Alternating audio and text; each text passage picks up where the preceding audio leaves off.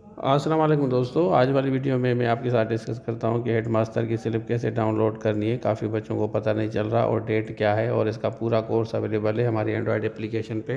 तो चलिए शुरू करते हैं। अच्छा, सबसे पहले एसपीएससी की ये वेबसाइट है ना, इसको हम क्लिक करते हैं। इसको आप खोलें, उसके बाद मैं आपको समझाता हूँ। इसके नीचे बिल्कुल आएंगे बॉटम यहाँ पे, तो यहाँ पे आपको एडमिशन स्लिप नज़र आएगी।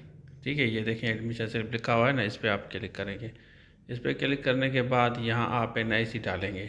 यहाँ पे हम एनआईसी डालते हैं और उसके बाद हम यहाँ चूज़ करेंगे कि जैसे हमारा हेड मिस्ट्रेस है, तो हम हेड मिस्ट्रेस को सिलेक्ट करेंगे, फिर हम जनरेट करेंगे। तो ये हमारी स्लिप आ गई।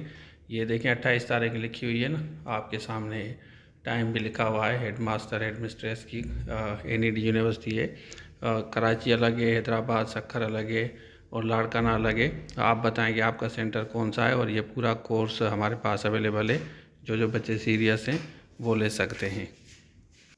अच्छा, आपने देख लिया, तो इस तरह आप डाउनलोड करें अपनी स्लिप और आप बताएं कि आपका सेंटर कौन सा है।